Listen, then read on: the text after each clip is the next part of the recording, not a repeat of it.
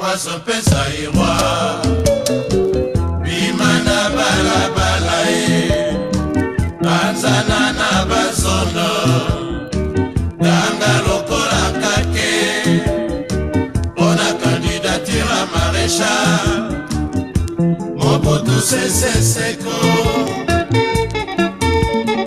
Zairwa sope zairwa Bimana bala bala Banzana na bazono Danga lokola kake Ona candidature à maréchal Mobutu Sese Seko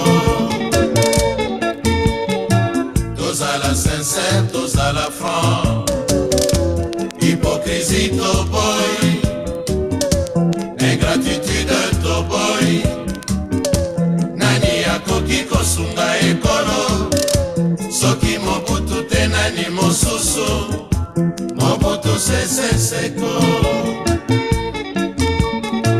Tozala seko sunga ekolo Soki Mobutu te nani mosusu Mobutu Sese Seko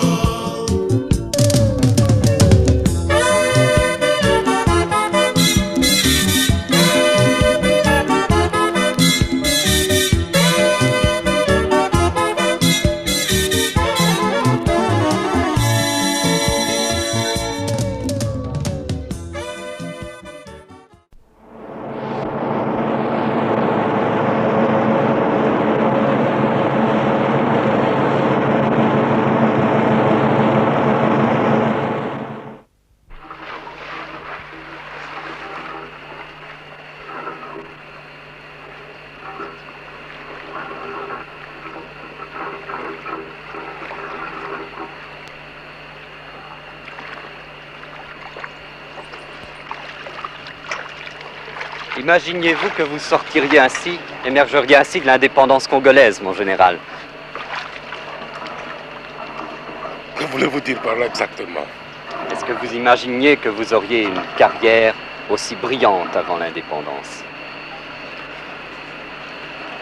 Mais de toute façon, je m'étais très bien préparé dans ce qui était mon domaine.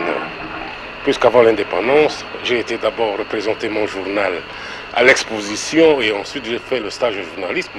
Je me préparais quand même à une carrière. Vous avez une piscine magnifique, elle est récente de construction? Une chose me paraissait certaine, au Congo, celui qui dispose du pouvoir au moment d'une campagne présidentielle dispose par le fait même d'un atout important.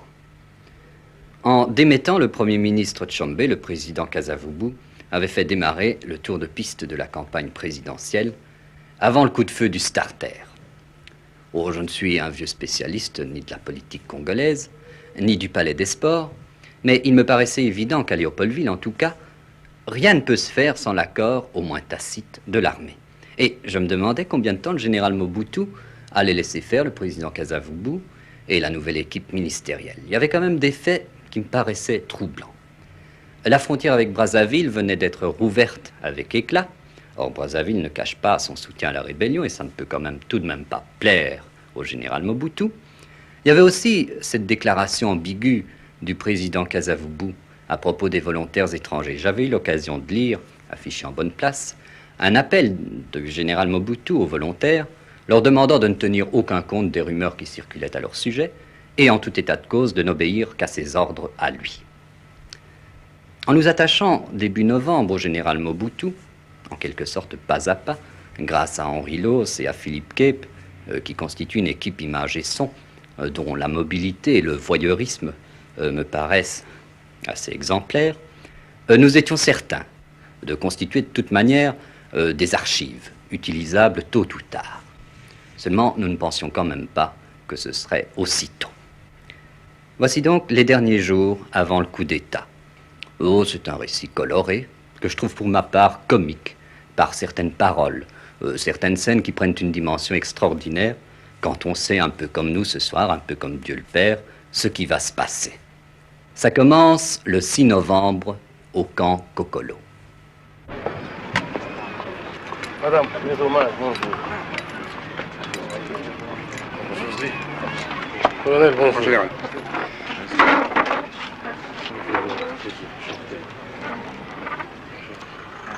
Colonel.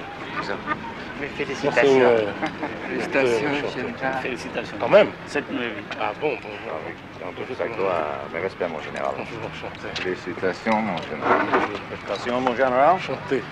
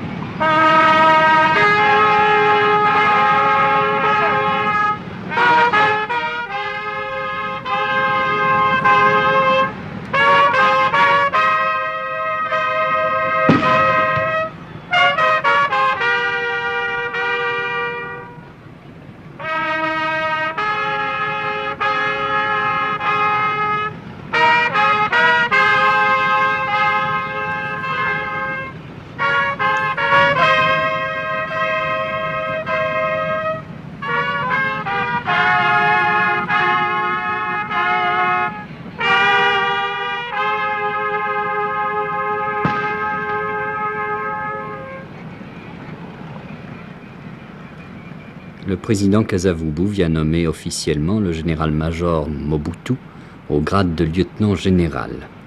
Ainsi, M. Kasavubu peut-il croire, gagner ou garder les faveurs du chef de l'armée nationale congolaise.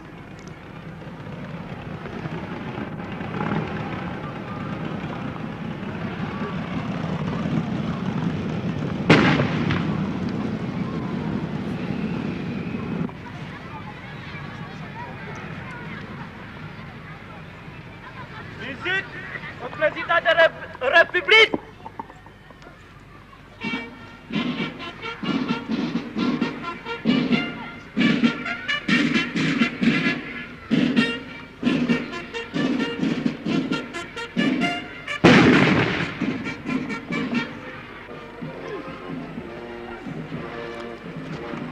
Revu en compagnie du Premier ministre formateur Kimba,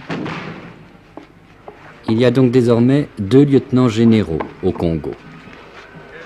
Le haut-parleur du camp, vous allez l'entendre, est de temps en temps saturé. Ce n'est pas notre enregistreur, parce que, pour rien au monde, nous n'aurions voulu gâcher, si peu que ce soit, un moment aussi historique.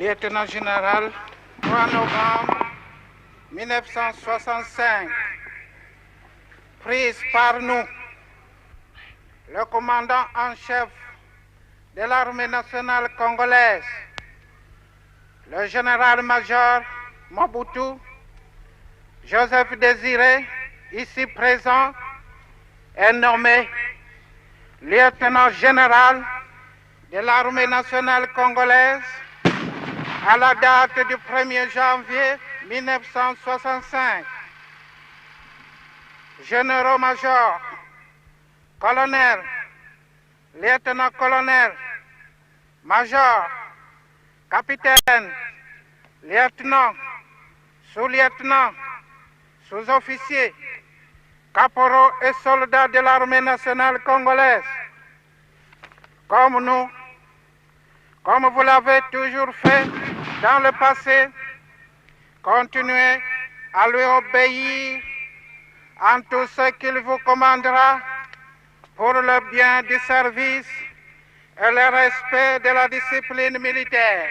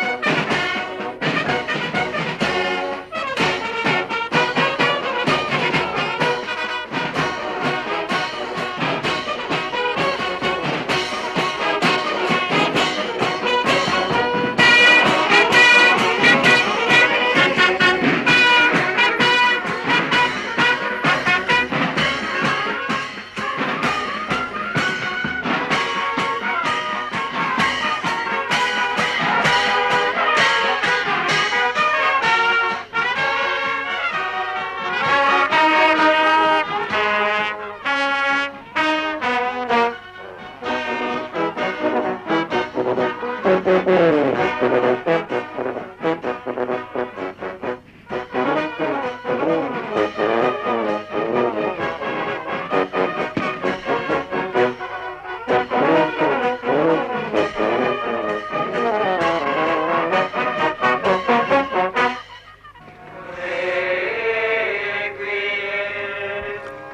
novembre, début des fastes de l'armée nationale congolaise.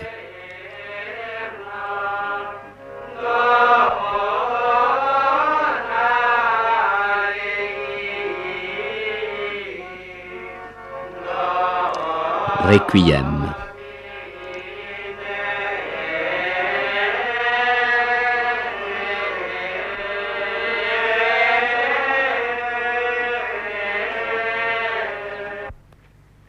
Officiers, sous-officiers, caporaux, soldats et armée nationale congolaise. Le général Mobutu rend hommage au colonel Kokolo, tué en 60 par des soldats de l'ONU lors des incidents devant l'ambassade du Ghana. Hommage aussi aux victimes de la rébellion. Pendant le 21 novembre 1960, esika colonel Kokolo azwaki mitindo ya kolanda basoda na biso bazali na position, azwaki likama elongo na baninga mingi ya soldat ya 2e compagnie PM. Kina lelo ANC azwi nano tango ata moke ya kopema te. Na moi ya lobi pe na lelo nazali koloba na bino telegram ezali koya banguna oyo babandaki makambo po tozwa mabe na Congo oyo bazali na tina colonel Kokolo pe na baninga bazwaki liwa bazali se kokoba lobi pe lelo oyo baninga bazali na front epai ya Albertville, Fizi, Baraka, Bukavu, Uvira te na nord-est ya République tozali se kozwa sango baye bazwi masasi bazoki baye bazwi masasi bakufi pe na kombo ya banso tosengaki na président ya République chef suprême ya armée aya ko déposer gerbe ya fleur oyo ezali se mpo na colonel Kokolo te ezali mpo na baye banso armée nationale abungisaki uta tozwaki indépendance na biso. Merci mingi. Présentez les armes.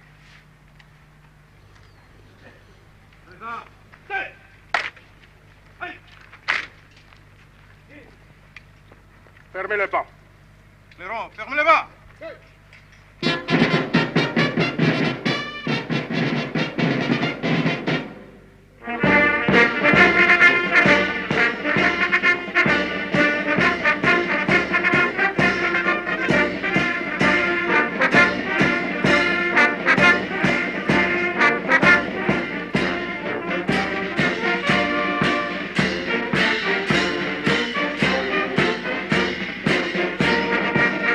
Et après la cérémonie, nous suivons le général Mobutu vers sa jolie résidence au bord des chutes du fleuve Congo, pour mieux le connaître sans doute, et aussi pour essayer de savoir ce qu'il compte faire. Nous sommes à 9 jours du coup d'État. C'est la pastorale, ça, mon général. Oui. Il y a, je crois, un orage là-dedans. C'est un peu correspondant au climat aujourd'hui à Léo.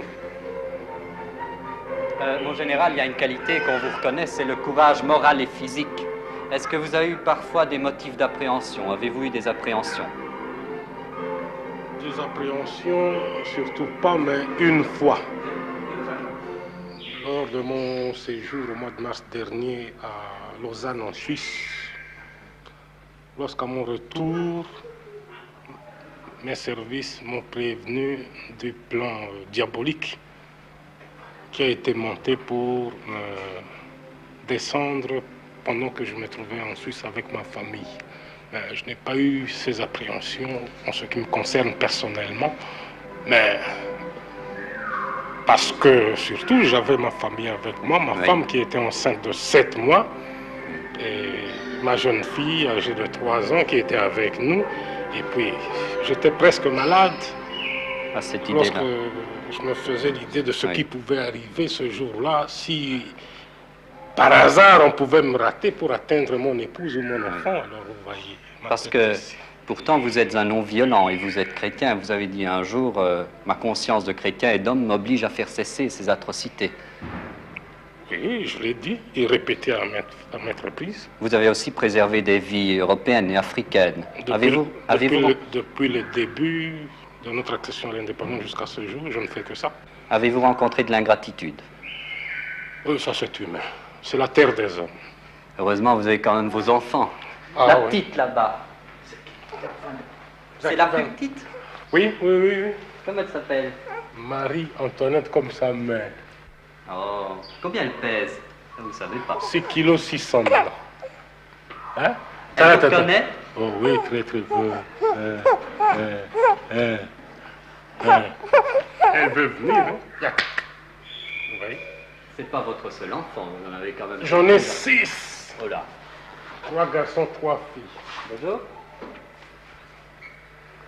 Bonjour, qui? Vous n'avez pas comment t'as appelé? Elle voudrait qu'on la photographe. On peut peut-être s'asseoir. Vos autres... venez d'être nommé.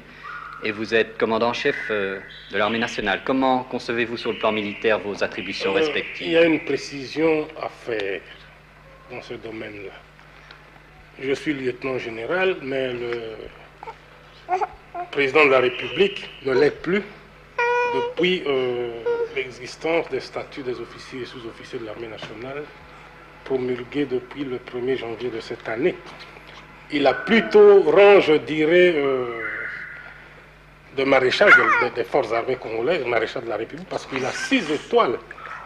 Moi, je suis lieutenant général. Le plafond, en temps de paix pour l'armée nationale maintenant, c'est le grade de général tout court, 4 étoiles. C'est ça. Et lorsqu'on commande en chef l'armée nationale en temps de guerre, on peut porter la 5e étoile. Mais espérons qu'il n'y aura jamais de guerre. Donc vous êtes sous les ordres du président. Oui. Votre biographe, Francis Monem, vous prête cette parole. Si j'ai fait alliance avec certains leaders non unitaires comme Tshombe, c'est uniquement pour faire face au communisme. Mais sur le plan des structures, je reste lumumbiste. L'anticommunisme et l'unitarisme de l'État sont deux de vos piliers de conception politique. Il faut voir ce qu'a écrit mon ami Francis Monem dans le contexte de l'époque. Oui. Et depuis 1962, date où son livre a paru, il y a eu bien de changements. À ce moment-là, il vous considérait comme un homme seul dans l'action. Êtes-vous encore seul aujourd'hui dans l'action? Je ne le suis plus. Seul dans l'action, ça n'existe plus. Vous avez des amis sur qui vous pouvez compter? Bien sûr, oui. Surtout mon armée qui me fait confiance. Vos parachutistes, vous y croyez, vous y comptez? Non seulement mes parachutistes, mais tous mes militaires. Et quand on est une personnalité, est-il difficile de s'entendre poser des questions? C'est parfois embarrassant lorsqu'on occupe une position comme la mienne, où justement c'est le silence qui s'impose. Délicat. En cette La grande muette. Oui. Oui, vous avez dit un jour au fond que l'armée ne ferait plus jamais de politique, mais qu'elle ne se sentait pas obligée à obéir à n'importe quel gouvernement. Est-ce que ce n'est pas un paradoxe? C'est un paradoxe, mais est-ce que ce n'est pas une contradiction? Ça peut être un paradoxe et une contradiction, mais il faut vivre la situation de la République pour bien comprendre ce que je voulais dire par là. Est-ce que la situation de septembre 60, la neutralisation des leaders politiques par l'armée, pourrait se reproduire? Je ne crois pas. Ça, c'est du passé. Mobutu Seko, qu'est-ce que ça veut dire? Mobutu, d'abord, dans ma langue natale, enfin, de Bangwandi, ça signifie d'abord poussière. Et puis, j'hérite ce nom d'un arrière-grand-père qui était guerrier. Mon père ne s'appelait pas Mobutu, mais son grand-père portait ce nom. Alors, je ne sais pas dans quelles circonstances et pourquoi mon père m'a donné ce nom. Et puis, c'était vraiment un grand chef guerrier du village qui n'a fait que la guerre pendant toute sa vie, enfin. Vous avez hérité ses qualités, vous pensez? Et puis, par un drôle de hasard, me voilà militaire. Journalistiquement, quelles seraient les personnalités politiques au Congo à interviewer, à ne pas rater, en ce mois de novembre 65? Ben là, entre nous, franchement, vous êtes mieux placé que moi pour le savoir. Les grandes vedettes de l'heure, vous les connaissez, enfin. Ceux qui peuvent faire la pluie et le beau temps pour ce beau pays. Vous n'êtes pas un homme négligeable non plus. Ça dépend de la position ou de la place que vous voulez me placer. D'avoir été 7 ans à la force publique, ça vous a servi chez les militaires? Ah oui, presque tous mes militaires qui sont à l'armée me connaissent bien, même m'obéissent parce qu'ils savent que je suis un ancien, parmi les anciens. Pardon. Vous êtes passé sans grand mal de la carrière militaire au journalisme? Ça n'était pas tellement difficile pour moi parce que pendant mon service militaire, je m'occupais déjà du journalisme et j'ai connu à cette époque-là Pierre Davister, Oui. qui dirige aujourd'hui Spécial, qui m'a initié, qui m'a formé comme éditorialiste et je l'ai été pendant presque 3 ans. Quel genre d'éditoriaux écrivez-vous à l'époque? Surtout politique.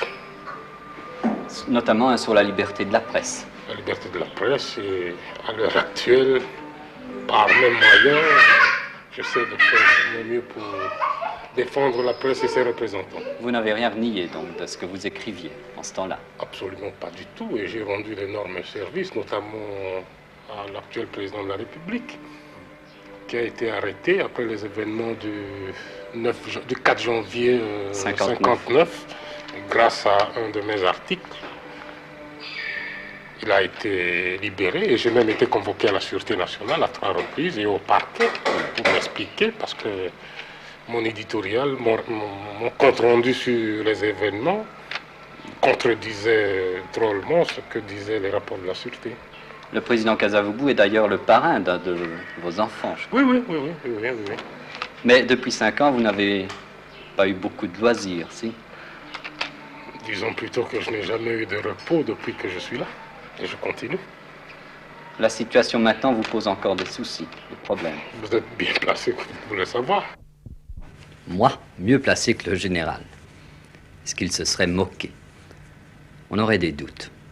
Faut vous avez remarqué que dans l'interview, le général a fait l'éloge non déguisé d'un hebdomadaire belge. Et c'est assez piquant quand on pense que 2 jours après cette déclaration, ce même hebdomadaire était interdit par le gouvernement Kimba. Au fond, j'avais l'impression que le général Mobutu ne m'avait dit que ce qu'il avait bien voulu. C'est pourquoi 3 jours plus tard, le 18 novembre, après avoir déjeuné en sa compagnie sur la terrasse de sa résidence, j'ai voulu en avoir le cœur net. Général Mobutu, dans les circonstances politiques actuelles, l'armée est-elle neutre? Elle est neutre et elle le restera. Bon, la suite, on la connaît. 6 jours plus tard, c'était le coup d'État. Alors quoi? Le général Mobutu avait-il longuement préparé son coup d'État et dans ce cas, a-t-il éludé habilement toutes les questions tangentes et précises que nous lui avions posées? Ou bien était-il sincère, ne comptait-il pas faire son coup d'État, en tout cas aussitôt? Et y a-t-il eu un élément nouveau? Moi, j'aurais tendance à croire, jusqu'à preuve du contraire en tout cas, qu'il s'est passé quelque chose, qu'il y a eu, je ne sais pas moi, une menace précise contre lui ou contre l'État. Enfin, ça peut-être, l'histoire nous l'apprendra. Mon général, on peut encore vous appeler mon général quand même. Mais on doit continuer à m'appeler mon général. Il y a 8 jours, vous m'aviez dit l'armée est neutre et restera neutre. Quels sont les faits ou le fait politique nouveau qui a justifié, qui a motivé votre action? Il n'y a pas eu un fait politique nouveau. J'ai plutôt fait venir à Léopoldville tous les chefs militaires qui ont des grands commandements pour qu'ils soient à côté de moi et qu'ensemble on puisse faire l'analyse de la situation tant militaire que politique. C'est ce qui a été fait et la conclusion qui a été tirée de l'ensemble de la situation dans le pays, c'est celle que vous connaissez. C'était une conclusion qui pouvait être pensée de longue date, qui était mûrie de longue date, ou bien elle s'est imposée plus brutalement? Mais voici la vérité. Tous ces grands chefs militaires que j'ai fait venir ici à Léopoldville m'envoyaient des rapports. J'étais moi personnellement dans l'impossibilité depuis 5-6 semaines de voyager, d'aller visiter mes troupes au front, d'inspecter mes hommes. Et tous ces grands chefs militaires me faisaient des rapports sur la situation politique dans leur secteur. Alors finalement, j'ai jugé utile de les convoquer tous à Léo. Écoutez, monsieur, vous êtes avec moi maintenant. Répétez-moi un peu ce que vous avez toujours dit dans les rapports confidentiels. Et puis ensemble, mon général, ça doit cesser, ça doit cesser. Et puis finalement, on a pris des mesures. C'est la situation militaire qui était déterminante. Mais bien sûr, parce que l'armée, sans pouvoir civil solide, efficace, ne peut rien faire. Alors, nous avons, après avoir fait ce tour d'horizon, constaté qu'il y avait faillite dans le domaine politique, enfin, un constat de faillite. La réouverture de la frontière avec Brazzaville posait quand même un gros problème. Lequel? De sécurité. Ne dit-on pas que des camps de rébellion sont entraînés à Brazzaville? Dans ce domaine, franchement, entre nous, faites-moi confiance, la capitale est bien tenue. Nos moyens sont faibles, bien entendu, mais la sécurité sera renforcée. Sur ce plan-là, vous dissociez un peu la politique du militaire. Bien sûr, mais je reste militaire. Le colonel Moulamba et moi-même, nous restons militaires. D'autant plus que je ne vais pas toucher un seul centime comme président de la République. C'est mon traitement de lieutenant général de l'armée nationale que je continuerai à percevoir. Vous allez être président de la République pour 5 ans. Ça continuera pendant 5 ans. C'est absolument nécessaire selon vous. Pour quelles raisons? Pour les raisons, n'est-ce pas, que jusqu'ici, nous avons constaté, je dis nous, pas moi, c'est-à-dire l'ensemble des chefs militaires, qu'il manquait de discipline chez nos hommes politiques. Alors pendant 5 ans, nous allons imposer la discipline dans tous les domaines, politiques, économiques, financiers.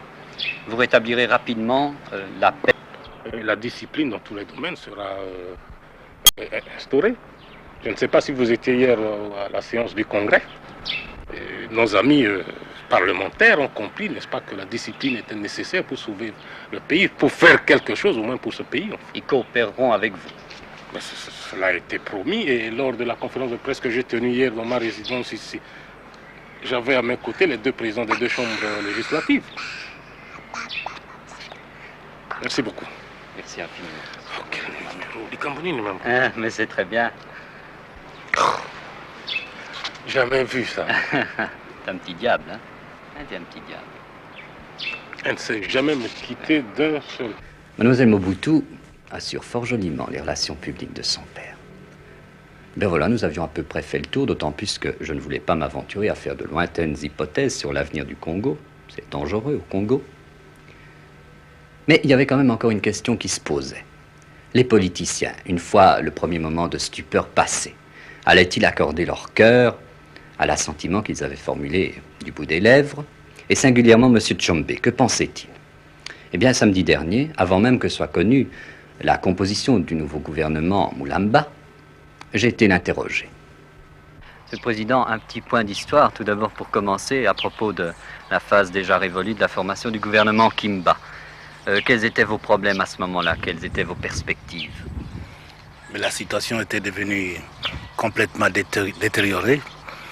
Il n'y avait plus la possibilité de vivre. Vous avez vu, n'est-ce pas, que M. Kimba, en 1 mois, avait réussi à détruire tout ce que nous avons fait pendant 15 mois. Donc nous vivions dans l'insécurité totale. La situation économique du pays, tout le monde, que ce soit les étrangers et les Congolais, ça n'allait plus du tout. C'est pour cela que nous n'avons pas voulu approuver le gouvernement Kimba. Et qu'est-ce que vous comptiez faire?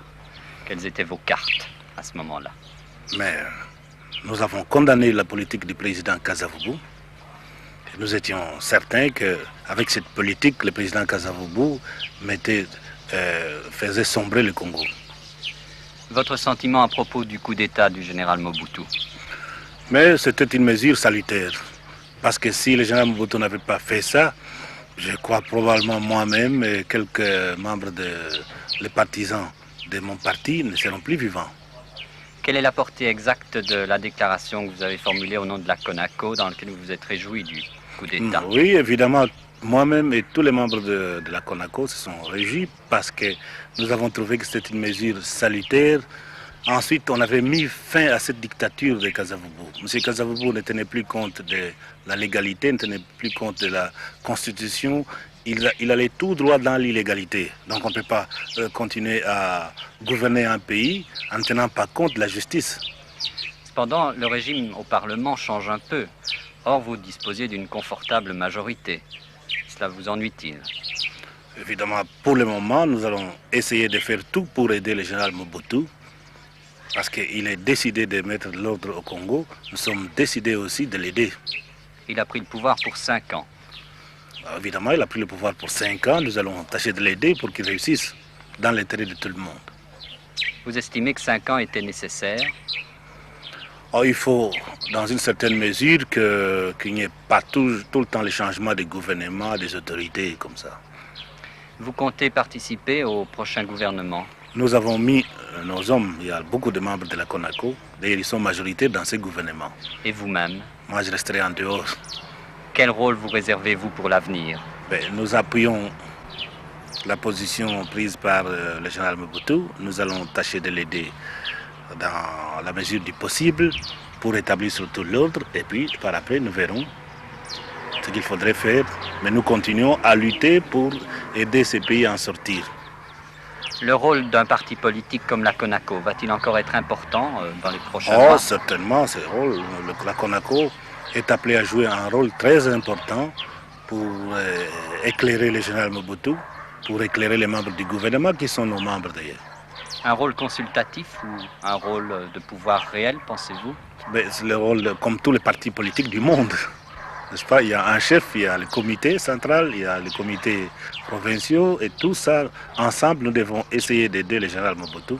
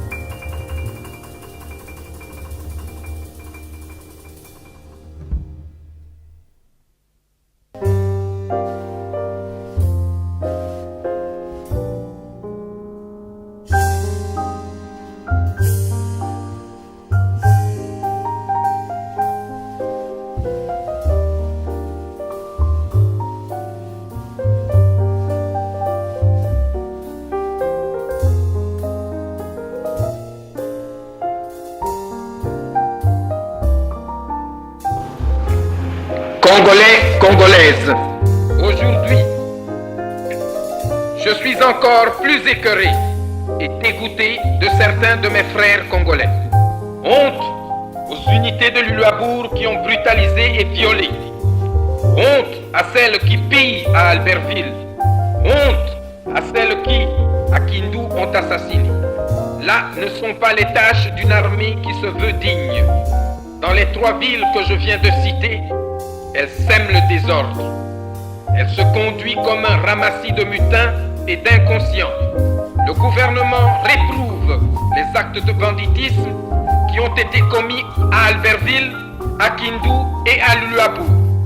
C'est l'indépendance de la République qui est en jeu, c'est son existence même. Congolais, Congolaises, aidez-moi.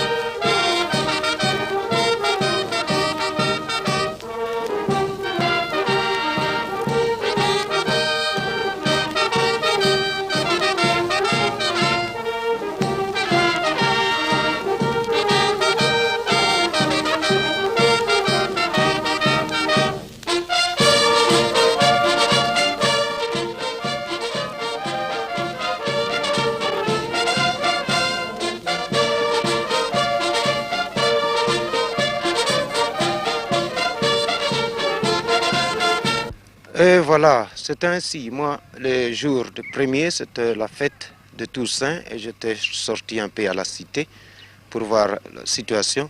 En rentrant chez moi le soir à 20h, je me suis rencontré avec un policier militaire qui est mon chauffeur.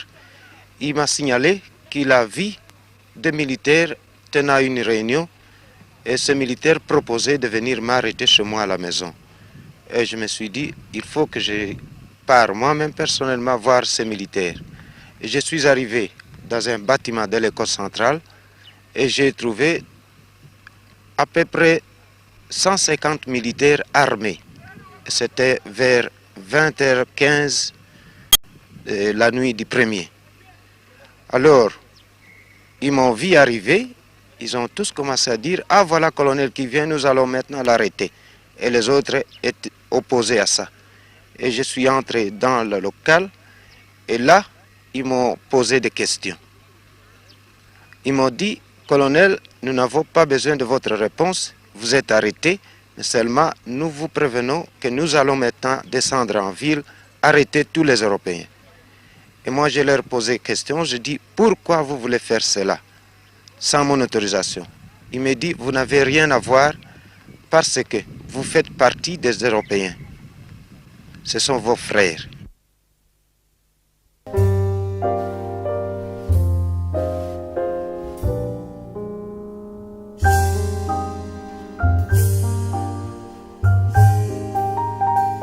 Est-il exact qu'un Européen du BCK ait téléphoné au Katanga communiquant des renseignements? Oui, cet Européen a été arrêté par quelques militaires et il a passé un jour au cachot du camp. Le matin, je lui ai questionné et il m'a dit que c'est vrai, il avait donné le bilan de ses voitures de train pour donner exact le charge de chaque voiture. Et dans ces voitures, il y avait un bataillon que moi j'ai envoyé pour une mission aux frontières. Alors il a communiqué cela à Kamina. Et ce train a été bombardé? Ce train a été bombardé après le débarquement de nos militaires.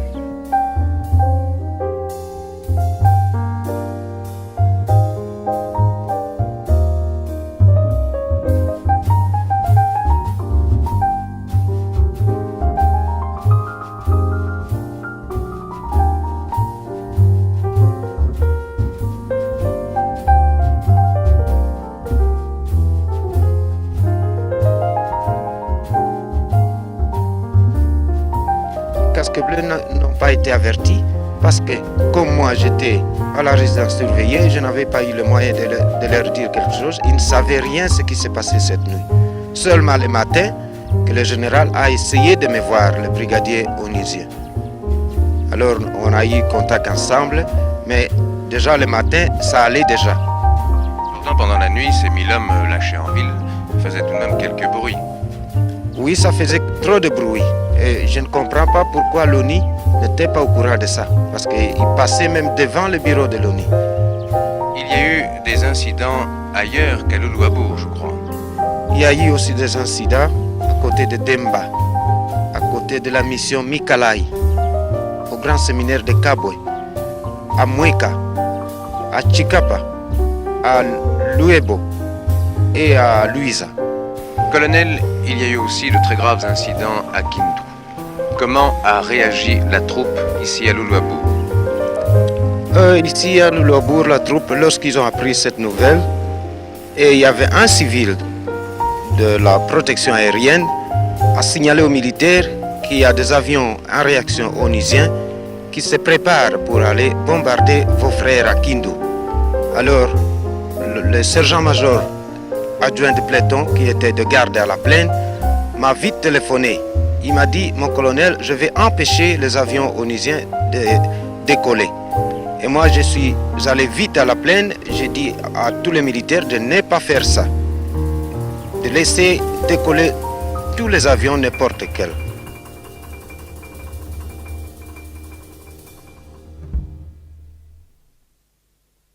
Je crois que les Européens ont posé certaines conditions pour rester ici à Luluabour.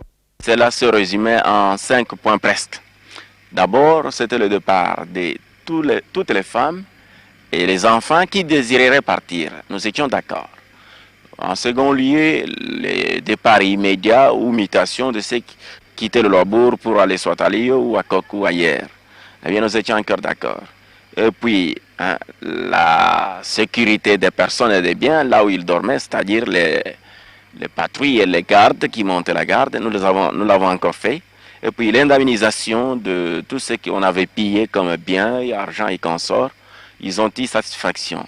Le dernier point qui était le point essentiel, c'était la livraison des billets Open, le Louabourg-Bruxelles. Le Premier ministre en personne est venu sur place sur mon invitation. Et puis là-dessus, il a marqué son accord après avoir débattu le problème au Conseil des ministres au gouvernement central à Lyon. Et ces billets ont été accordés.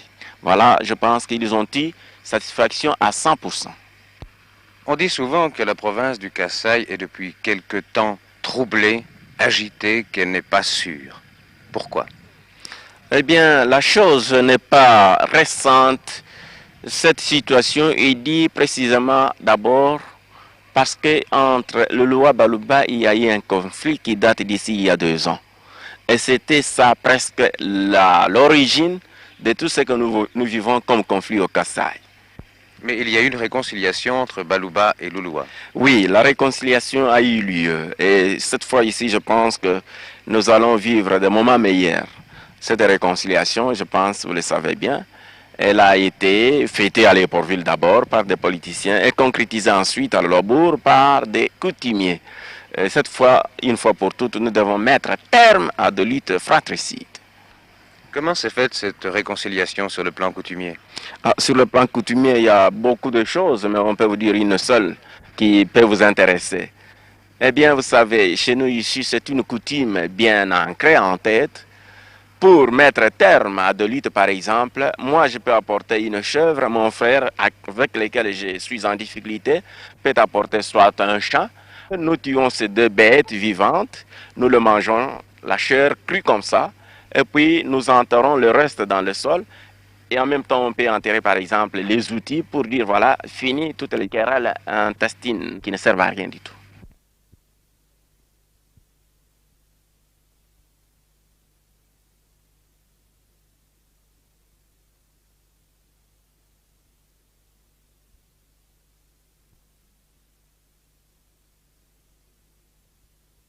Croyez-vous qu'il soit encore possible à l'heure actuelle qu'un accord intervienne entre Léopoldville et Élisabethville?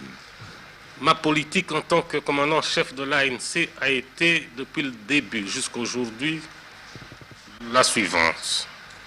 Ne pas faire couler le sang congolais par le Congolais.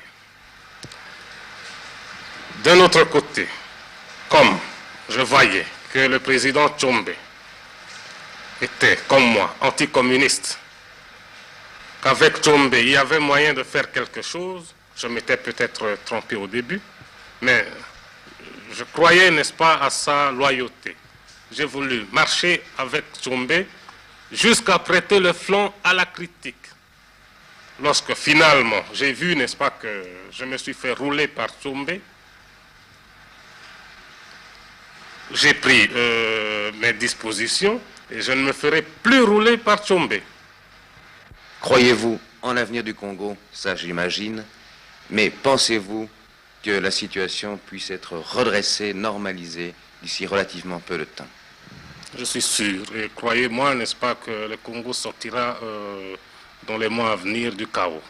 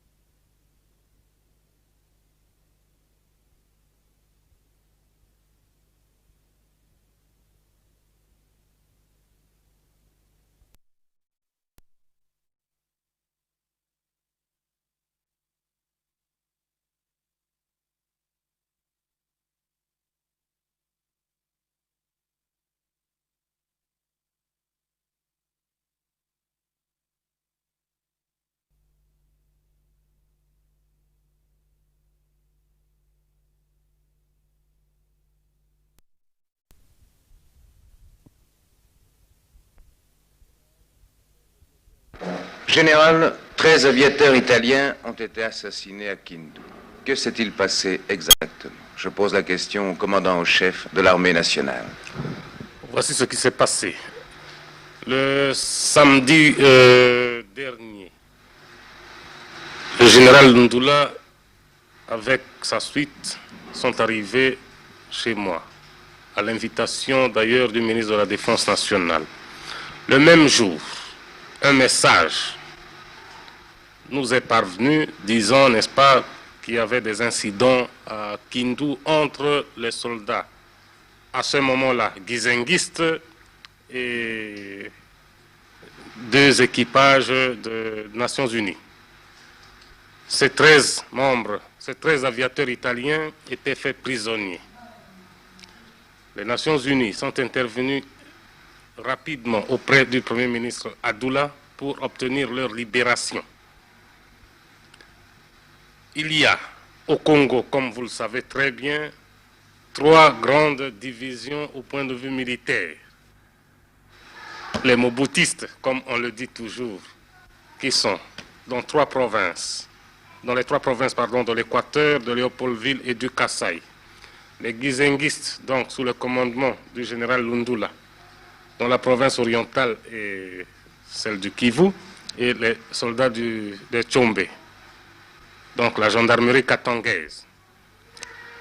Avant la réconciliation, avant la réhabilitation du général Lundula, dans son grade de général-major, tout ce qui s'est passé à Kindu ne me regarde absolument pas. Vous voyez par là, n'est-ce pas, que tout ce qu'on a raconté dans les journaux étrangers, dans la presse, que les soldats de l'ANC, les soldats du général Mobutu ont fait ceci, ont fait cela, ont assassiné les 13 aviateurs italiens, pour moi, n'est-ce pas, c'est faux. Ces soldats ne sont pas sous mon contrôle. Si, pour le moment, je suis le commandant en chef, le seul commandant en chef de toute l'armée, je ne le suis encore que théoriquement, puisque je ne contrôle pas effectivement les soldats du général Lundula. Il y a les incidents de Kindu, mais il y a eu aussi de très graves incidents à Luluabourg. Général, que s'est-il passé? Dans la nuit du 1er au 2 novembre, des incidents très sérieux ont eu lieu à Luluabourg, provoqués par les élèves de l'école de Gradé. Ma responsabilité en tant que commandant en chef, puisque tous ces soldats sont sous mon contrôle, était engagée. Qu'est-ce que j'ai fait dans cette affaire? Le 3 novembre, j'ai dépêché sur place toute une compagnie de parachutistes. Tous les 183 mutins étaient arrêtés et désarmés.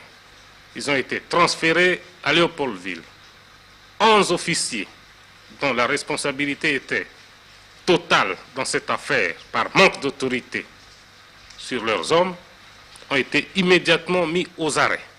Je ne pouvais pas, moi, commandant en chef, accepter de pareils actes qui salissent l'honneur de l'armée nationale et de ce pays. Et ils seront sévèrement châtiés. Le Premier ministre l'a d'ailleurs dit dans son dernier message à la nation. Pourquoi cette mutinerie? Parce que vous avez des politiciens derrière. Depuis toujours, je n'ai jamais cessé de le dire. Il y a des politiciens qui, parce qu'ils ne s'entendent pas entre eux, ils vont trouver les militaires. Voilà, il y a des para-belges qui sont arrivés. Votre colonel est au courant. Votre colonel ne dit rien parce qu'il a touché l'argent de Tchombe. Il accepte la présence des parachutistes belges et des espions belges ici à Luluabourg. Tous vos plans d'opération contre le Katanga sont connus de Tchombe à cause de ces espions. Ils ont des postes émetteurs. Vous devez, n'est-ce pas, agir vite si vous ne voulez pas être débordé. C'est le résultat qu'on a eu dans la nuit du 1er au 2 novembre. Le résultat de cette action sournoise des politiciens congolais. Et même le ministre de l'Intérieur, censé être le responsable du maintien de l'ordre. Je crois qu'il faut préciser le ministre de l'Intérieur de la province du Kasaï. De la province, le ministre de l'Intérieur provincial du Kasaï est responsable, est grand responsable, je dirais, de cette affaire. La nuit, dans la nuit du 1er au 2 novembre, on l'a vu. Et il a reconnu ce fait lorsque le Premier ministre lui a posé la question concernant justement la présence des militaires dans sa voiture. Il a servi de guide aux militaires en leur disant il y a des espions ici, il y a des émetteurs par là. Et pour moi, n'est-ce pas, comme les militaires sont maintenant punis, ils sont au bloc, on doit quand même poursuivre ce ministre provincial de l'Intérieur. Il doit se justifier. Général, après les incidents de Louabourg, même ici à Léopoldville, certains Européens craignent que vous n'ayez pas l'armée totalement en main, craignent que vous soyez dépassé par la situation. J'aimerais une réponse de votre part. J'ai toujours mes troupes en main. Je ne serai jamais dépassé par la situation. Et au point de vue garanti que je peux donner, je ne parlerai que des 3 provinces qui sont sous mon contrôle. Bien que commandant en chef de toute l'armée nationale congolaise depuis la réhabilitation du général Lundula, je suis encore à ce moment incapable, il n'y a pas de honte à cela,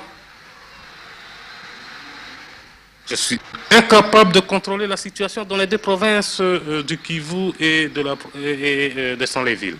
Mais en ce qui concerne Léopoldville, l'Équateur et le Kasaï, vous pouvez être certain que j'ai mes troupes en main, que l'ordre doit régner et l'ordre régnera.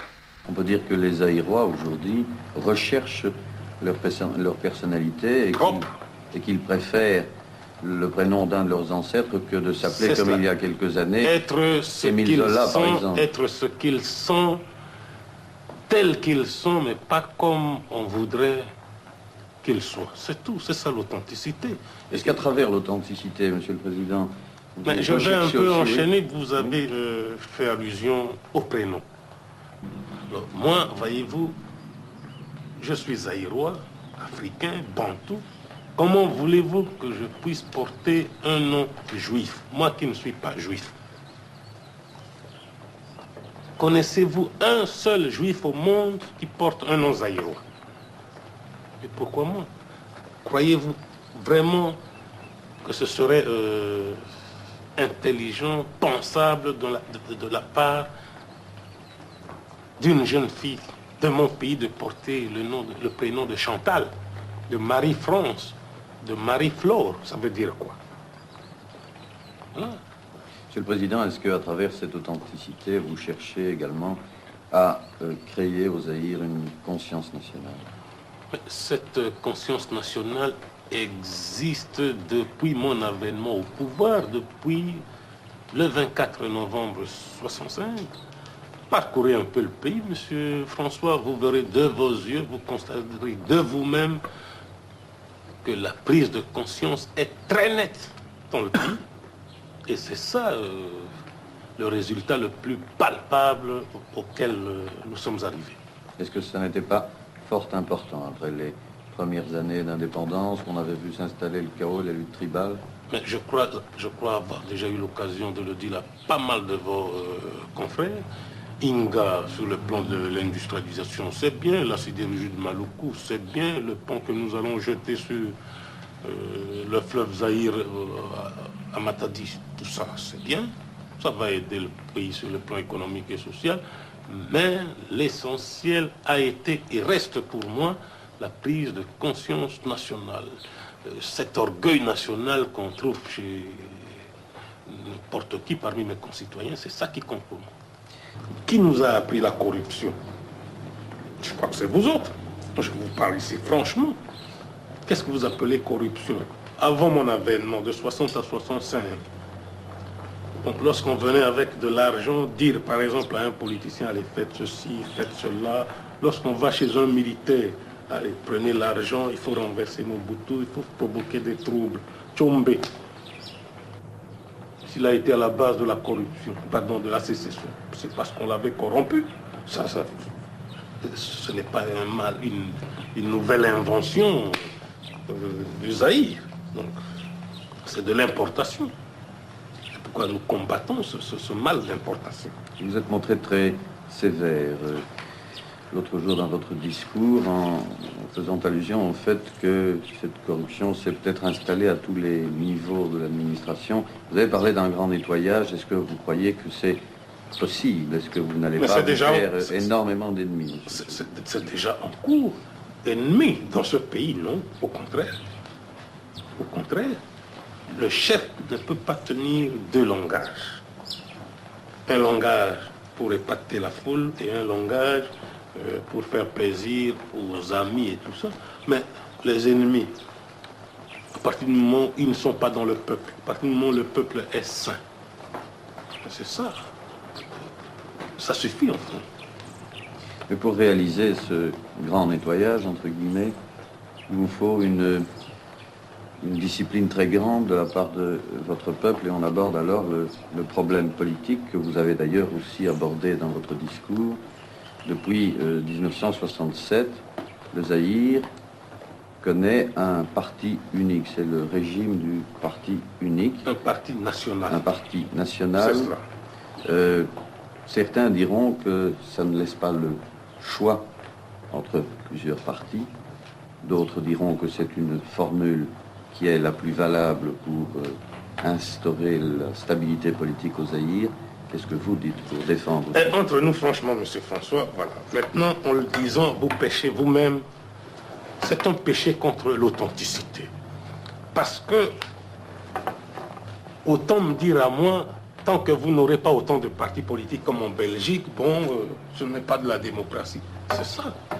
Mais comment voulez-vous que je puisse, moi, Zaïrois, agir en belge? Moi qui ne suis pas belge, moi qui ne suis pas français. Comment voulez-vous un seul instant que je puisse jouer aux penseurs belges, aux penseurs anglo-saxons, français? Je ne suis pas anglo-saxon, je ne suis pas belge, je ne suis pas français ni italien, je suis zaïrois. Mais vous êtes, vous autres, un monde d'opposition. C'est dans l'opposition que vous essayez toujours de trouver la vérité. Mais par contre, nous, Zaïrois, nous sommes plutôt un monde de juxtaposition. Nous sommes pour le dialogue. Et puis le chef chez nous, ça ne se discute pas. Vous nous avez colonisés. Citez-moi un seul village. Et Dieu seul sait si on a des millions. Un seul village où il y a deux chefs.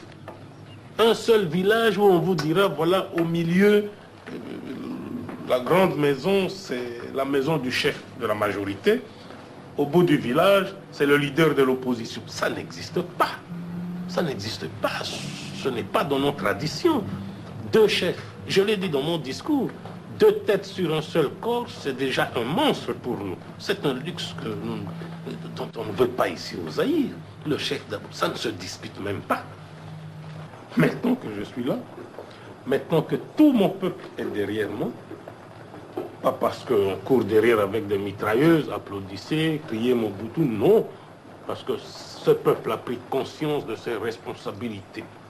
Ce peuple a compris qu'il lui fallait son unité, qu'il lui fallait l'union de tous les enfants de ce pays, l'union de tous les cœurs, un engagement formel d'être un dans une seule même nation, dans une seule famille. Maintenant, ça ne va pas, dictature, culte de la paix. Mais quel culte? Ça, c'est le Bantou. C'est la façon du Bantou de glorifier son chef. Il n'y a pas de culte ici. On ne court pas derrière qui que ce soit, applaudissez, allez, vous n'avez pas crié fort. Non, au contraire, il est fier de son chef, comme le chef est fier de son peuple, c'est tout. Peur de qui, M. François? Peur de quoi? Peur de l'avenir, peur de la charge des responsabilités qu'il prend. Lorsqu'on a peur des jaloux peut-être aussi. Lorsqu'on a un peuple comme le mien, on s'en fout du reste. Je dis un peuple comme le mien. Parce que au moindre geste, ce peuple sera debout comme un seul pour se ranger derrière moi et qu'on avance dans la bataille. Alors avec ça, je ne peux pas avoir peur. Point. Le président Mobutu convoque la presse belge à Kinshasa. Une presse qu'il utilisera désormais selon les besoins, comme sa bête noire ou comme son porte-voix. Ce sont des Belges. Je ne vous apprends rien ici. Et tout ce que j'ai voulu, n'est-ce pas, en vous faisant venir au Congo, à Kinshasa d'abord, au Katanga et dans le reste du pays ensuite. C'est pour que vous puissiez voir et entendre.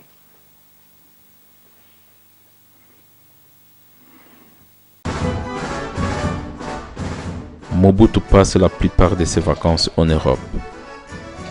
Aujourd'hui, au programme, la visite de Disneyland aux États-Unis. Mobutu et sa famille découvrent le monde merveilleux de Mickey et ses compagnons.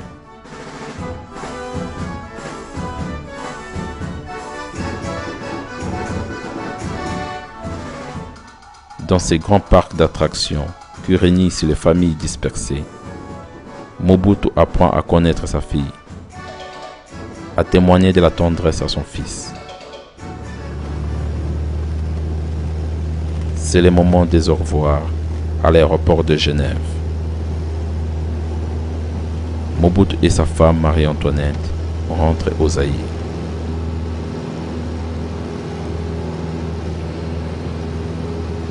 Ils laissent derrière eux les enfants qui sont élevés par des précepteurs européens.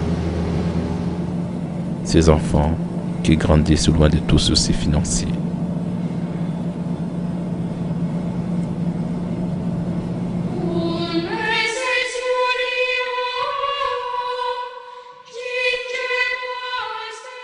Mobutu éduque ses enfants dans la croyance chrétienne catholique. Kinshasa, à l'église Sacré-Cœur de Kalina, la fille de Mobutu, Marie-Antoinette, prend sa première communion en présence de sa maman. Son papa n'est pas présent à la cérémonie.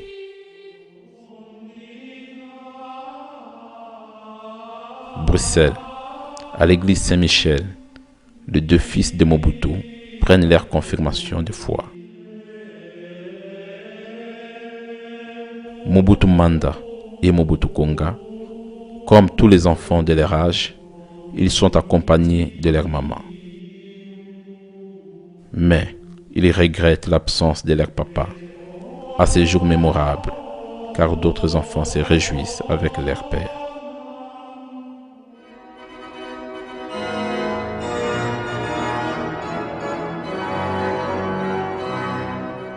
Abidjan, en Côte d'Ivoire. Mobutu marie sa deuxième fille, Ngawali, au neveu du président Houphouët-Boigny.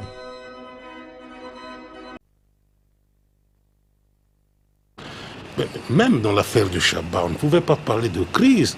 Pourquoi? Parce que voici ce qui s'est passé en Angola. L'Angola avait trompé certaines puissances dont je tairai volontairement le nom en disant ça va mal au Zaïre, il suffit d'une petite action, et bien le régime s'écroule comme un château de cartes. Et bien c'est le contraire qu'on a vu. Vous avez suivi depuis votre pays, la Belgique, l'unanimité de mon peuple dans l'action autour du chef de l'État. J'ai quitté pendant 35 jours mon pays pour le Shabbat. Je me suis installé là-bas jusqu'à la fin. J'ai conduit le combat jusqu'à la fin. Eh bien, pour le malheur qui m'est arrivé, j'étais absent du pays pendant 34 jours. Je me trouvais au chevet de mon épouse. Et puis, le peuple l'a senti, le peuple est resté solidaire de son chef jusqu'à mon retour avec le corps de mon épouse. Donc, on ne peut parler ni de crise de régime, ni de crise politique. On ne peut même pas parler de crise économique. Il y a des difficultés conjoncturelles d'ordre économique, c'est tout. Et puis, avec toutes les solutions que j'ai préconisées, nous allons juguler le mal et puis reprendre le dessus. J'ai même vu dans la presse belge qu'on a parlé, on a même inventé une expression, le Zaïre était à genoux. Nous ne sommes pas un pays. Le Zaïre ne peut pas être à genoux. Nous ne sommes pas dans le peloton de tête, même connaissant passagèrement des difficultés d'ordre économique et financier, c'est tout. Voilà tout.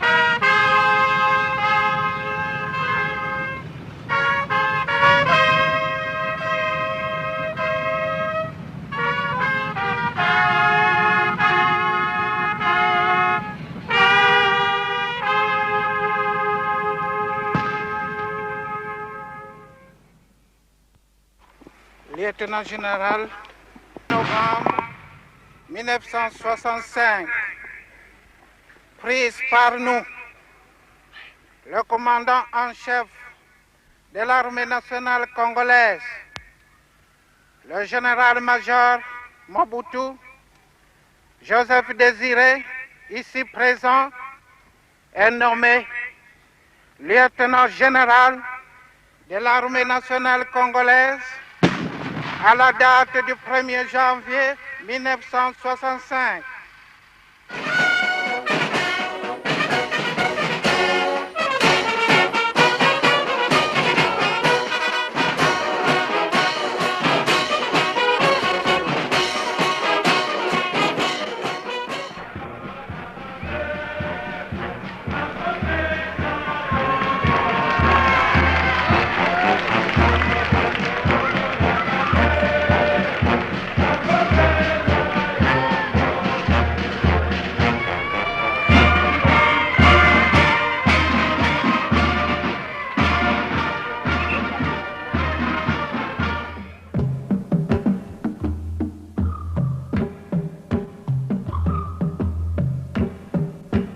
Le 5 septembre 1960, nous avons révoqué, conformément à l'article 22 de la loi fondamentale, le Premier ministre, M. Patrice Lumumba, et certains autres ministres. Devant une situation qui devenait dangereusement explosive, le colonel Mobutu, chef d'état-major, à qui je rends hommage, a eu l'initiative de faire appel à nos universitaires pour assurer le fonctionnement des services publics de la République.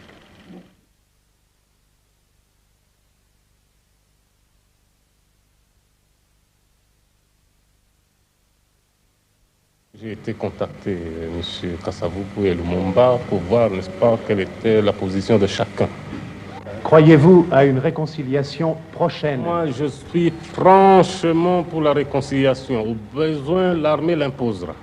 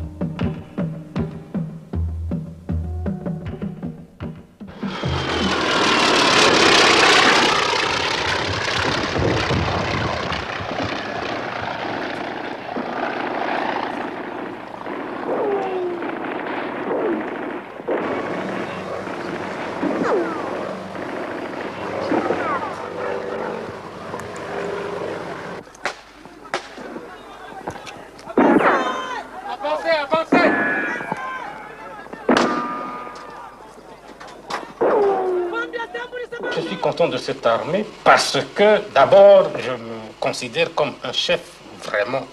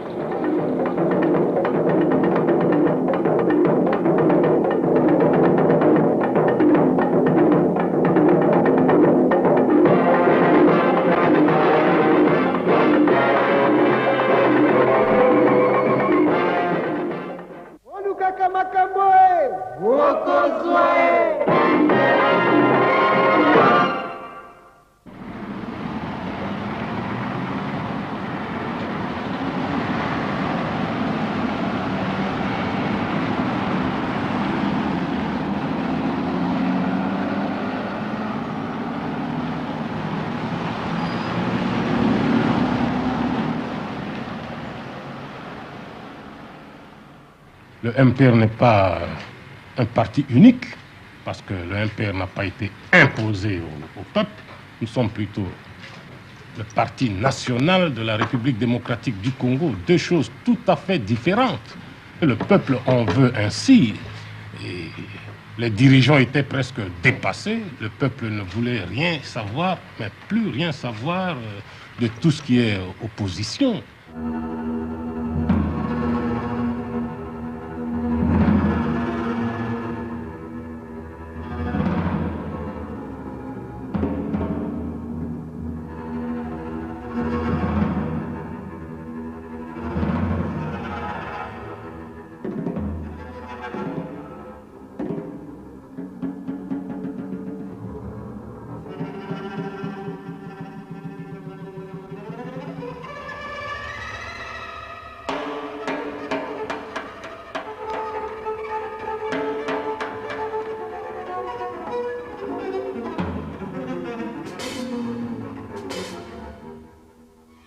Le MPR est institutionnalisé, c'est de la dictature, c'est peut-être un point de vue qui n'est pas celui du peuple congolais, qui est très heureux, qui est très content de tout ce qui se fait. Ce n'est pas encore parfait, je le souligne une nouvelle fois, je le répète, ça ne sera jamais parfait un jour, mais tout ce que nous tenons, c'est de rendre ce peuple heureux, c'est de permettre à ce peuple de vivre dans la paix, dans la stabilité, dans l'ordre, dans la discipline. C'est tout.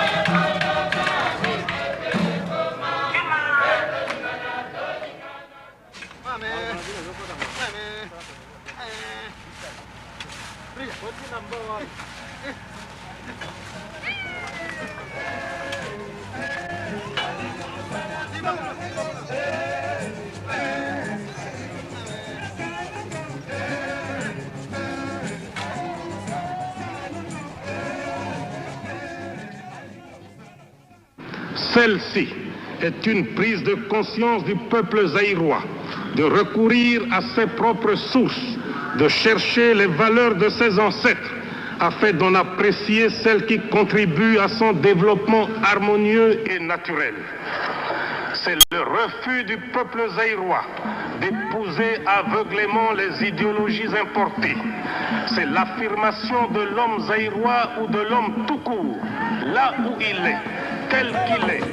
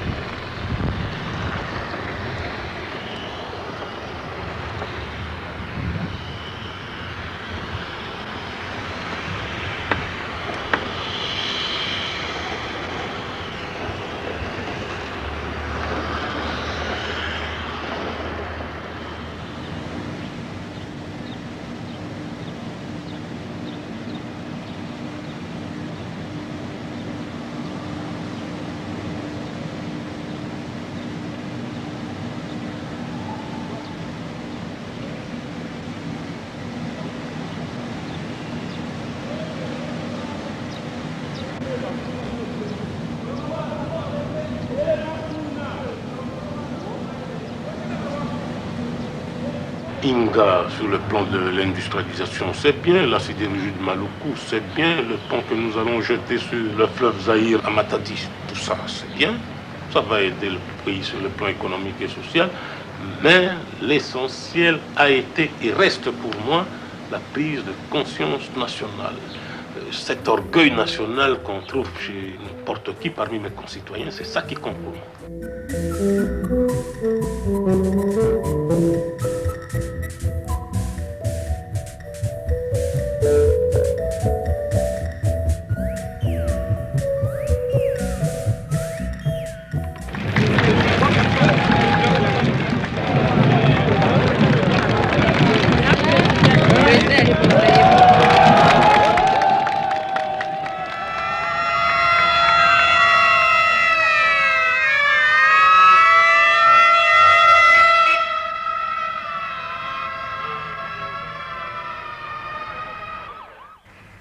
Si le monde économique et financier veut, dans son propre intérêt, comme dans l'intérêt général, accroître la stabilité dans les économies en croissance des jeunes nations indépendantes, il saura comprendre la nécessité d'une politique judicieuse d'investissement et de réinvestissement dans ces pays. Il peut en revanche légitimement demander les garanties nécessaires pour mener à bien cette action.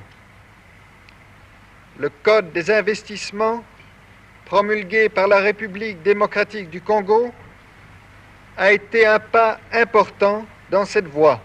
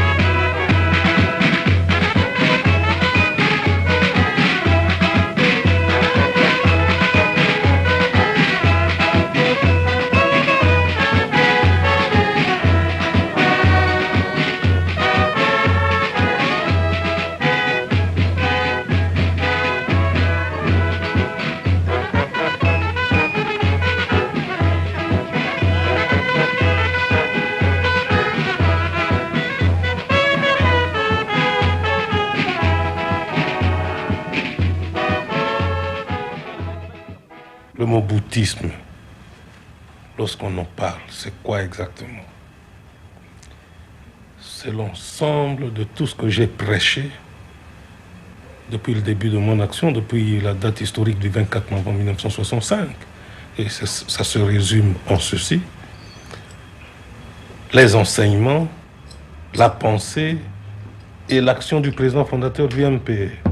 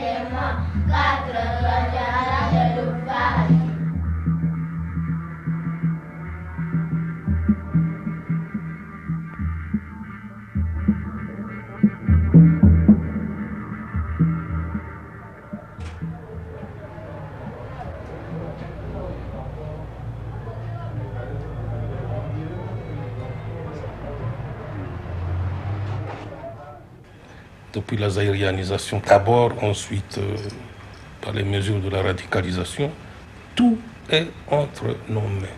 C'est-à-dire, en clair, que nous maîtrisons notre économie. Nous sommes maîtres du sol et du sous-sol de nos ancêtres.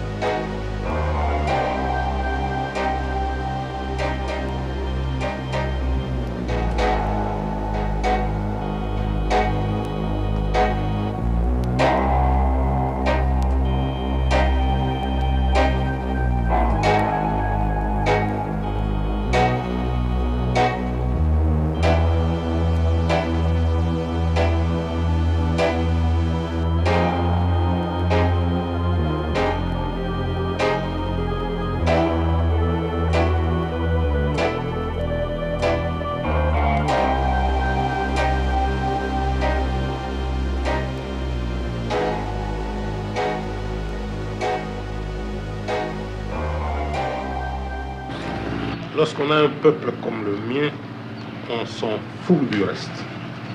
Je dis un peuple comme le mien.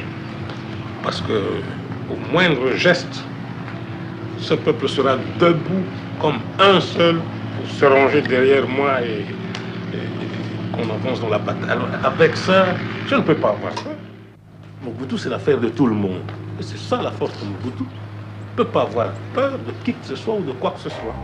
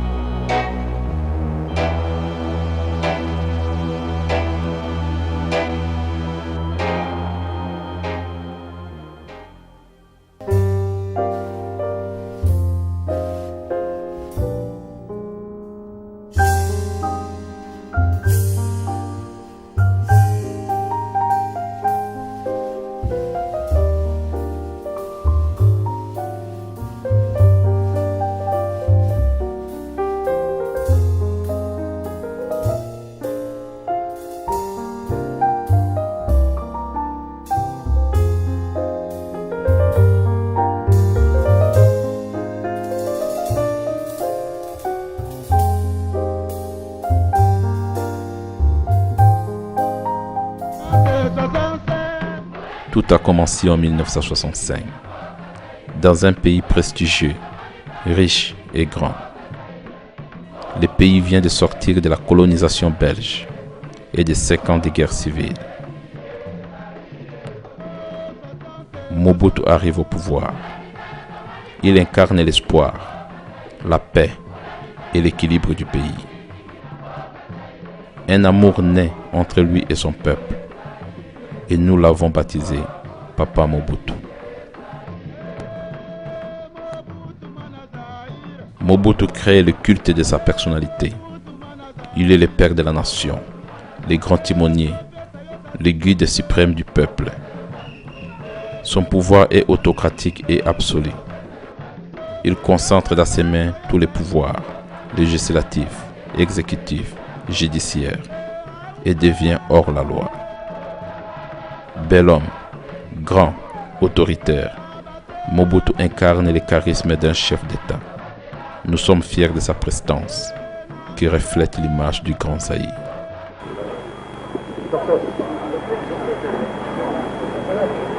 Tika, docteur Nazakoya.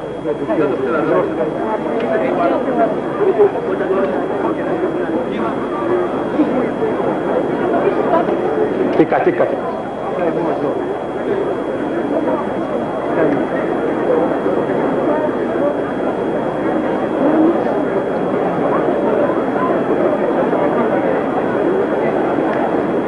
Nye, monganga si asimbi kokonga kotia motema pe.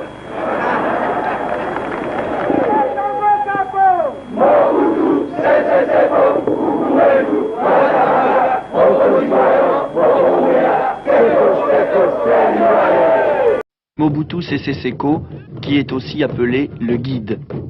Sur le plan politique, parlons démocratie. Ça ne va pas dans un pays africain parce qu'il y a un parti unique ou un parti national, comme c'est le cas au Zaïre. Tout simplement parce qu'on n'a pas copié l'Occident, où vous avez les partis de gauche, les partis du centre, les partis de droite, des conservateurs, des centres-droits, centre-gauche. Qu'est-ce que ça veut dire pour un Africain? Centre-gauche, centre-droit, radical de gauche, radical socialiste, radical... Ça ne veut rien dire pour un Africain authentique. Et je le suis. aller dans n'importe quel village africain, je ne dis pas du Zaïre, mais africain, il n'y a jamais eu, je dis bien qu'il n'y a jamais eu un seul village avec le leader de la majorité au centre du village, le leader de la minorité, de l'opposition à gauche et tout ça.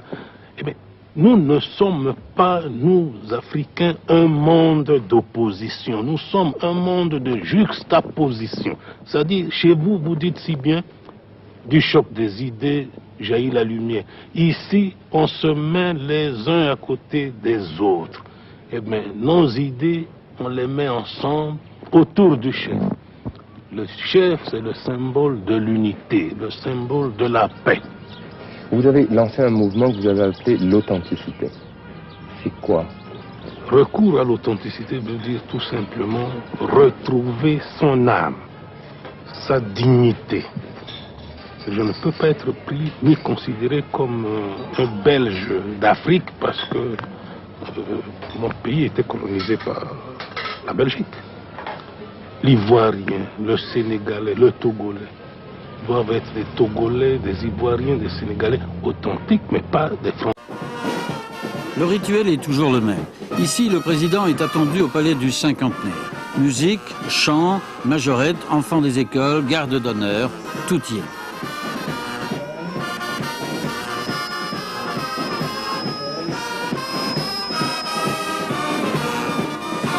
Les invités arrivent, ils représentent tous les groupes de la population, groupes sociaux, mais aussi les ethnies, les tribus, les religions, et la plupart sont très discrets.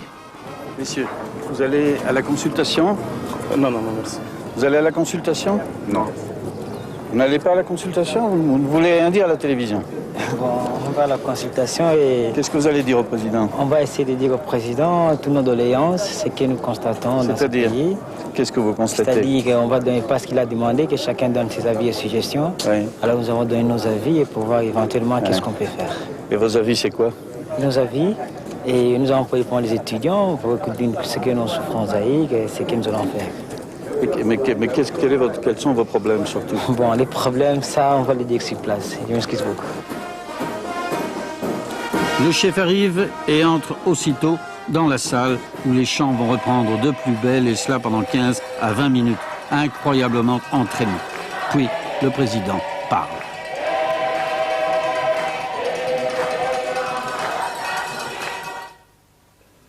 De quoi s'agit-il?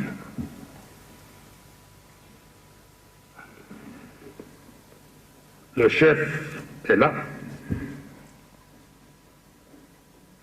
parmi vous. Il va expliquer, expliciter davantage ce qu'il entend par la consultation populaire qu'il a initiée. Il poursuit alors en lingala pour rappeler qu'il ne s'agit pas uniquement de critiquer, mais aussi de faire des suggestions. Après le dépouillement, il faudra faire la synthèse et réfléchir. Réflexion, il faut réfléchir. Réfléchir et puis décider. Résultat.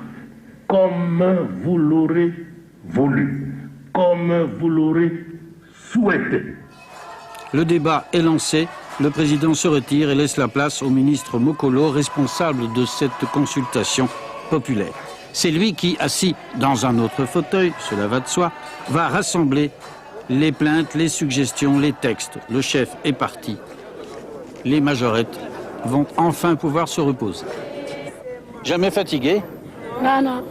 Combien de temps tu danses comme ça? Non, non. Combien de temps tu danses?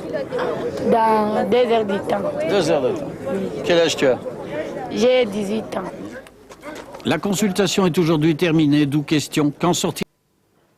Dans le nouveau paysage politique zaïrois, quel sera le nouveau rôle du chef? Le chef de l'État est au-dessus des partis politiques. Il sera l'arbitre, mieux l'ultime recours. Avec la révision constitutionnelle, le chef cesse d'être le chef de l'exécutif.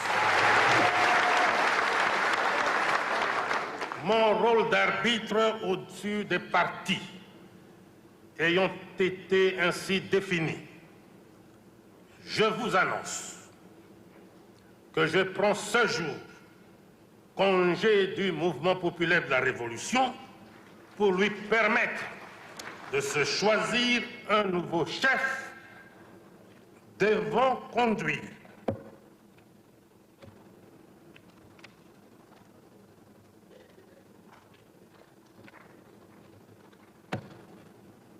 Comprenez mon émotion.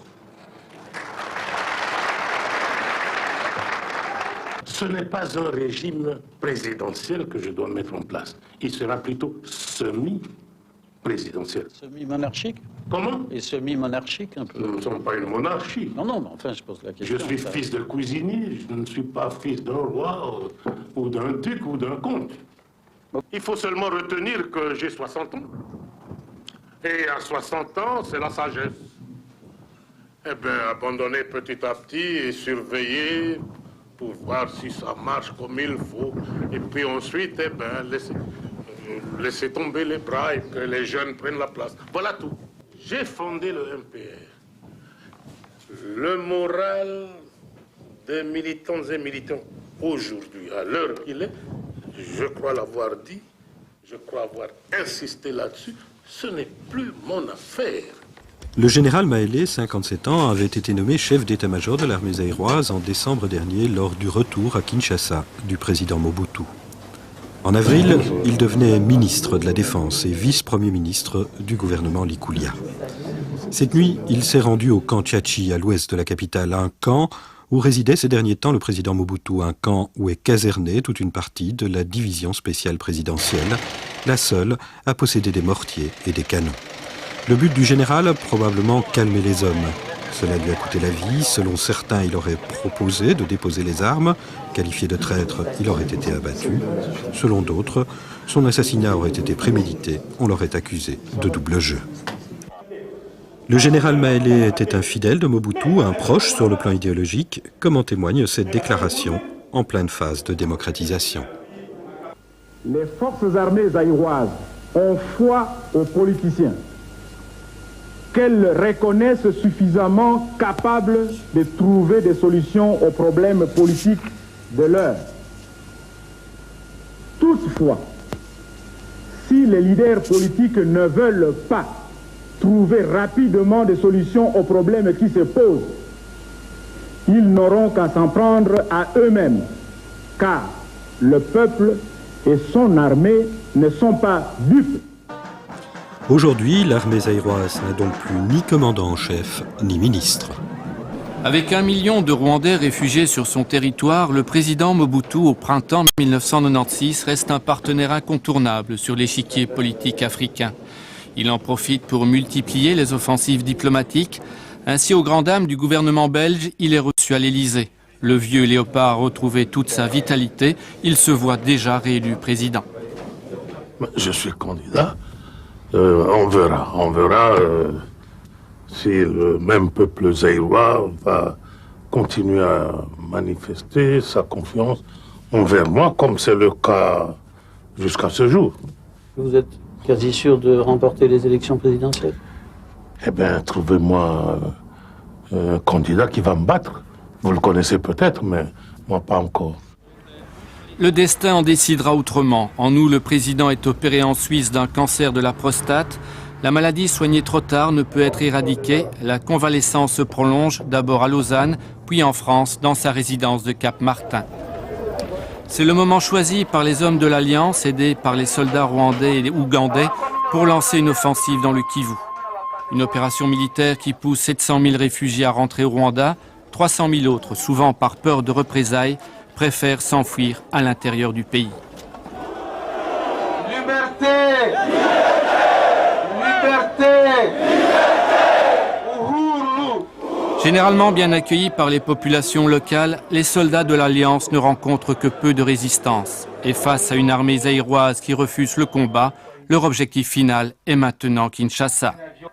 Face au danger, c'est l'union sacrée. Étienne Tshisekedi fait le voyage à Cap-Martin. Les deux frères ennemis semblent réconciliés. Monsieur le Président, est-ce qu'on pourrait voir? Il était de mon devoir de venir le consoler, lui présenter toute ma sympathie, comme la sympathie de l'ensemble de notre peuple. Fin décembre, le président se décide enfin à rentrer à Kinshasa. Son accueil est triomphal.